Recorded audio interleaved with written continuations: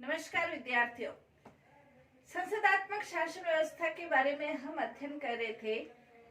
संसदात्मक शासन व्यवस्था के जो लक्षण हैं उसके बारे में हम अध्ययन कर चुके हैं। शासन व्यवस्था का कार्यपालिका और व्यवस्थापिका के बीच घनिष्ठ संबंधों के आधार पर शासन व्यवस्था के दो रूप हैं, संसदात्मक शासन व्यवस्था और अध्यक्षात्मक शासन व्यवस्था। संसदात्मक शासन व्यवस्था में कार्यपालिका और व्यवस्थापिका के बीच घनिष्ठ संबंध रहता है, अध्यक्षात्मक शासन व्यवस्था में नहीं रहता। संसदात्मक शासन व्यवस्था का महत्वपूर्ण उदाहरण भारत और ब्रिटेन कह सकते हैं। अध्यक्षात्मक शासन व्यवस्था का महत्वपूर्ण उदाहरण अमेरिका कह सकते हैं। संसदात्मक शासन व्यवस्था के जो लक्षण हैं उनका हम अध्ययन कर चुके हैं। आज हम संसदात्मक शासन व्यवस्था के क्या गुण हैं, जहां संसदात्मक शासन व्यवस्था को लागू किया गया है वहां इसके क्या गुण देखने को मिलते हैं, उसके बारे में आज हम अध्ययन करेंगे। इसका सबसे प्रमुख गुण हम कह सकते हैं व्यवस्थापिका और कार्यपालिका में सहयोग और सामंजस्य रहता है। संसदात्मक शासन व्यवस्था है, कार्यपालिका यानी कि पूरा मंत्रिमंडल, प्रधानमंत्री सहित उसका जो मंत्रिमंडल है उसका निर्माण व्यवस्थापिका में से हुआ है। और जब उसका निर्माण व्यवस्थापिका में से हुआ है तो व्यवस्थापिका का प्रमुख कार्य जो कानून निर्माण है, कानून निर्माण का कार्य एक जटिल कार्य है और इसके अंतर्गत अनुभवी योग्य व्यक्तियों की आवश्यकता होती है। और ये अनुभव और अपनी योग्यता कार्यपालिका के जो सदस्य हैं वो व्यवस्थापिका को प्रदान करते हैं, तो उनका अनुभव व्यवस्थापिका के सदस्यों को मिलता है। दूसरा, कार्यपालिका ऐसे कानूनों का निर्माण करे जो जनहितकारी हो, कल्याणकारी हो। ऐसे जो जनहितकारी हो, कल्याणकारी हो, ऐसे कानूनों के निर्माण के लिए आवश्यक है कि कार्यपालिका के सदस्य जनता के प्रतिनिधियों से निरंतर संपर्क बनाए रखे। और ये जनता के जो प्रतिनिधि है ये संसद में होते हैं, क्योंकि जनता के द्वारा चुने हुए प्रतिनिधियों से ही संसद का निर्माण होता है। तो ये जनता के प्रतिनिधि है और दोनों ही कार्यपालिका और व्यवस्थापिका दोनों मिलकर कानूनों का निर्माण करते हैं। व्यवस्थापिका का प्रमुख कार्य कानून निर्माण है, लेकिन कार्यपालिका के सदस्य उनको निर्देशित करते हैं और कानून निर्माण में सहायता करते हैं, क्योंकि दोनों के बीच घनिष्ठ संबंध है। तो इस कारण से कार्यपालिका और व्यवस्थापिका के बीच घनिष्ठ संबंध होने के कारण जनहितकारी कानूनों का निर्माण संभव हो पाता है। और इसी के कारण विलोबी ये कहते हैं, यह प्रणाली उत्तरदायित्व, निर्देशन एवं प्रभु सत्ता की, उत्तरदायित्व, निर्देशन एवं प्रभु सत्ता कार्यपालिका के पास, निर्देशन कार्यपालिका के साथ और उत्तरदायित्व व्यवस्थापिका के प्रति, इसकी एकता की समर्थक है। यह प्रणाली यानी कि संसदात्मक प्रणाली उत्तरदायित्व, निर्देशन और प्रभु सत्ता की एकता की समर्थक है। दूसरा, इसके अंतर्गत जो शासन है वो जनता के प्रति उत्तरदायी है। पूरा जो शासन है वो जनता के प्रति उत्तरदायी है, क्योंकि संसद के अंतर्गत जनता के प्रतिनिधि है और जनता के प्रतिनिधि होने के कारण कार्यपालिका के जो सदस्य हैं जो कि प्रशासन का संचालन करते हैं, व्यवस्थापिका या संसद प्रशासन के सदस्यों को प्रश्न पूछ सकती है। यदि उनका कार्य गलत है तो निंदा प्रस्ताव पारित कर सकती है, काम रोको प्रस्ताव, स्थगन प्रस्ताव, ये प्रस्ताव पारित करके वो निरंतर प्रशासन को सचेत रखती है। जनता के हित में, जनता के कल्याण के लिए कार्य करने के लिए वो हमेशा उनको सचेत रखती है। और शासन विभागों के जो मंत्री है और प्रधानमंत्री भी है, ये भी संसद में से ही लिए जाते हैं। जब संसद में से ही लिए जाते हैं तो जो प्रशासन है उनको नेक्स्ट जब चुनाव होते हैं या कई राज्यों में चुनाव से पहले भी उनको ऐसे कार्य करने होते हैं, क्योंकि उन्हें दोबारा चुनकर आना होता है। और दोबारा जब चुनकर आना होता है तो उनको जनता के हित में कार्य करने ही आवश्यक होते हैं। इसलिए प्रशासन जनता के प्रति उत्तरदायी रहता है। इसीलिए डायसी ये कहते हैं कि संसदीय प्रणाली के अंतर्गत जो प्रशासन है उनको जनता के प्रति निरंतर उत्तरदायी रहना पड़ता है, जनता के लिए सचेत रहना पड़ता है, जनता के कल्याण के लिए उन्हें हमेशा कार्य करना पड़ता है, क्योंकि चुनाव के अंतर्गत जनता उन्हें हरा भी सकती है, हटा भी सकती है, क्योंकि मंत्री वो ही बनते हैं जो जनता के प्रति जनता के द्वारा चुने हुए होते हैं।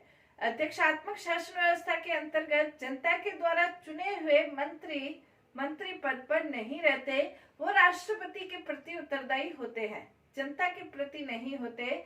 संसदात्मक शासन व्यवस्था के अंतर्गत जनता के प्रति उत्तरदायी होते हैं। इसलिए प्रशासन संसदात्मक शासन व्यवस्था का ये गुण है कि शासन जनता के प्रति उत्तरदायी होता है। नेक्स्ट, इसके अंतर्गत जो सरकार है वो निरंकुश नहीं हो पाती। क्यों नहीं हो पाती? क्योंकि संसद के जो सदस्य हैं वो निरंतर सरकार को प्रश्न पूछ सकते हैं और उन प्रश्नों का उत्तर देना आवश्यक होता है। आलोचना कर सकते हैं, निंदा प्रस्ताव पारित कर सकते हैं, काम रोको प्रस्ताव, कोई महत्वपूर्ण विषय है तो उसके लिए काम रोको प्रस्ताव पारित किया जा सकता है, स्थगन प्रस्ताव पारित किया जा सकता है। और इसके अलावा यदि प्रशासन जनता के अनुकूल कार्य नहीं करता है तो संसद को यह अधिकार है कि वो अविश्वास प्रस्ताव पारित करके सरकार को हटा भी सकते हैं। तो सरकार निरंकुश रूप से कार्य नहीं कर सकती। अध्यक्षात्मक शासन व्यवस्था के अंतर्गत संसद को इस प्रकार का कोई अधिकार प्राप्त नहीं होता है। और जब संसद को इस प्रकार का कोई अधिकार प्राप्त नहीं होता है तो एक बार राष्ट्रपति चुन लिया गया, राष्ट्रपति ने अपना मंत्रिमंडल बना लिया, उसके बाद व्यवस्थापिका का नियंत्रण कार्यपालिका के ऊपर नहीं होता है, जबकि संसदात्मक शासन व्यवस्था के अंतर्गत नियंत्रण होता है। इसलिए सरकार निरंकुश नहीं हो पाती है। नेक्स्ट, इसके अंतर्गत गत्यावरोध की संभावना कम रहती है। अवरोध की संभावना, गत्यावरोध की संभावना, मनमुटाव की संभावना, मनभेद की संभावना, मतभेद की संभावना संसदात्मक शासन व्यवस्था के अंतर्गत कम रहती है। क्यों कम रहती है? क्योंकि सरकार जिस दल की है उसी दल का बहुमत व्यवस्थापिका में है, संसद के अंतर्गत है। इसलिए सरकार के द्वारा कोई नीति बनानी है, कोई योजना बनानी है और उसको संसद में उनको आराम से सहमति प्राप्त हो सकती है, क्योंकि जिस दल की सरकार है उसी दल का बहुमत संसद के अंतर्गत है। तो दोनों के बीच गत्यावरोध की संभावना कम रहती है। अध्यक्षात्मक शासन व्यवस्था में ऐसा हो सकता है कि संसद में किसी और दल की सदस्य हो और जो राष्ट्रपति है वो किसी और दल का हो, तो पग पग पर उनको बाधाओं का सामना करना पड़ता है। अपनी नीति, योजना, कार्यों को लागू करने के लिए कार्यपालिका और व्यवस्थापिका के बीच उचित जो सामंजस्य होना चाहिए वो सामंजस्य संसदात्मक शासन व्यवस्था के अंतर्गत ही मिल सकता है। इसलिए उनमें गत्यावरोध की जो संभावना है वो बहुत कम रहती है। नेक्स्ट, इसके अंतर्गत अवसर के अनुकूल परिवर्तन हो सकता है। अवसर के अनुकूल परिवर्तन का तात्पर्य यह है कि संसदात्मक शासन व्यवस्था के अंतर्गत प्रधानमंत्री जो सर्वोच्च नेतृत्व है या प्रमुख विभागों के जो मंत्री हैं उनमें यदि अवसर के अनुरूप उनमें परिवर्तन भी किया जा सकता है, प्रधानमंत्री जैसा सर्वोच्च नेतृत्व में भी परिवर्तन किया जा सकता है। अध्यक्षात्मक शासन व्यवस्था के अंतर्गत राष्ट्रपति जो है वो राष्ट्रपति ही रहेगा, उसकी जगह कोई और राष्ट्रपति हो ऐसा नहीं हो सकता है।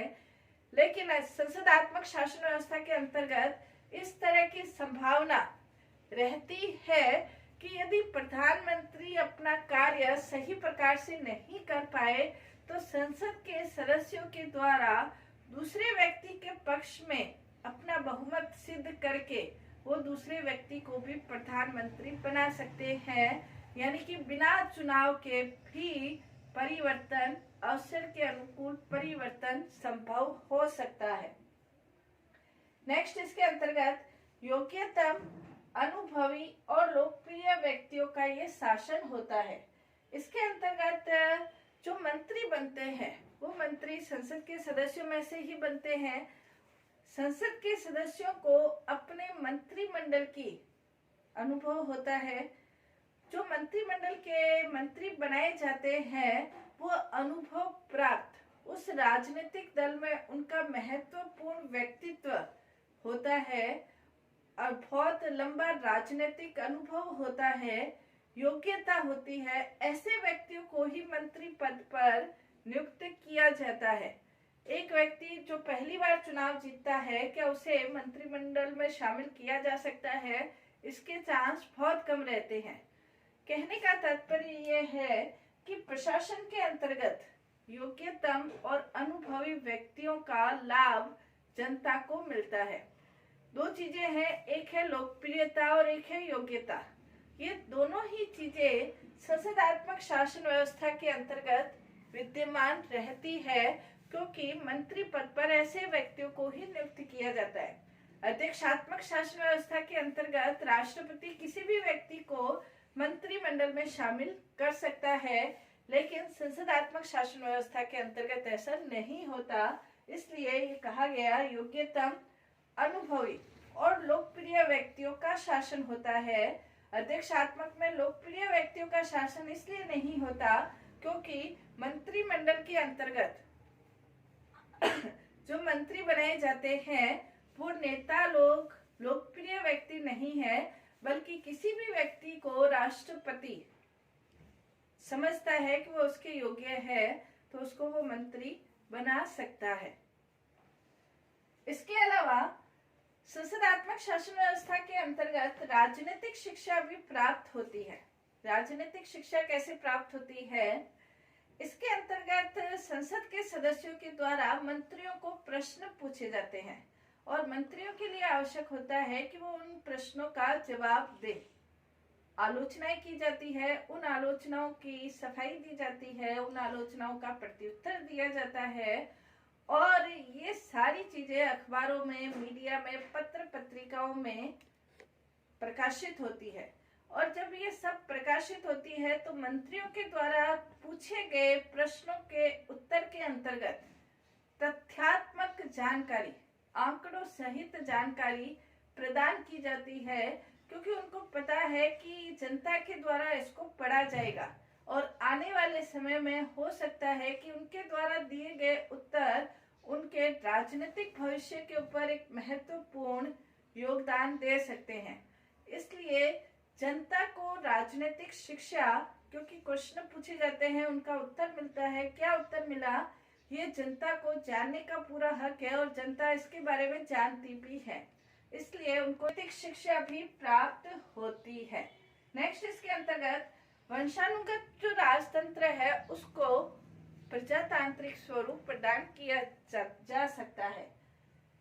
इंग्लैंड के संदर्भ में हम ये कह सकते हैं कि इंग्लैंड के अंतर्गत जो सम्राट और सम्राज्ञी है वो वंशानुगत आधार पर अपना पद प्राप्त करते हैं। यानी कि जो संवैधानिक प्रमुख है उसको प्रजातांत्रिक रूप देने का एकमात्र माध्यम संसदात्मक शासन व्यवस्था ही हो सकती है, जो कि इंग्लैंड के अंतर्गत हम प्रत्यक्ष रूप से देख रहे हैं। विरोधी दलों का महत्व रहता है। संसद के अंतर्गत सिर्फ एक ही दल के सदस्य नहीं होते हैं, बल्कि विरोधी दल के सदस्य भी संसद में होते हैं और विरोधी दल के सदस्यों को भी यह अधिकार है कि वो सरकार से प्रश्न पूछ सके, आलोचना कर सके, उनके कार्यों के अंतर्गत सफाई मांग सके कि आप ये कार्य कैसे करते हैं। नीतियों के अंतर्गत उनको क्वेश्चन आदि पूछने का जो अधिकार होता है, तो विरोधी दल को भी पूर्ण महत्व होता है। अध्यक्षात्मक शासन व्यवस्था के अंतर्गत कार्यपालिका और व्यवस्थापिका के बीच आपस में संबंध नहीं रहता, इसलिए विरोधी दल और सरकार के बीच सामंजस्य की स्थिति नहीं रहती है, इसलिए विरोधी दल का जो महत्व है वो कम रहता है। लेकिन संसदात्मक शासन व्यवस्था में विरोधी दल का भी महत्व रहता है। इसके अंतर्गत लोकमत का आदर किया जाता है। लोकमत का आदर क्यों किया जाता है?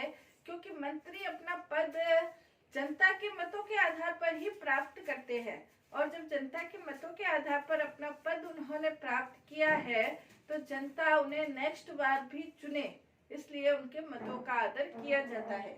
नेक्स्ट इसकी विशेषता, निष्पक्ष परामर्श। संवैधानिक जो प्रमुख होता है, जैसे भारत में राष्ट्रपति है या ब्रिटेन के अंतर्गत सम्राट सम्राज्ञी है, तो उनके वो किसी भी दल से संबंधित नहीं होते, न वो विरोधी दल से संबंधित होते हैं न सरकार के दल से संबंधित होते हैं।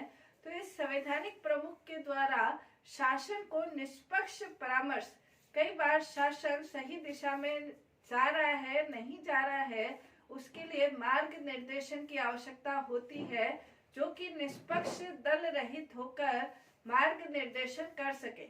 ये संसदात्मक शासन व्यवस्था में ही संभव होता है। तो ये संसदात्मक शासन व्यवस्था के प्रमुख गुण थे। धन्यवाद।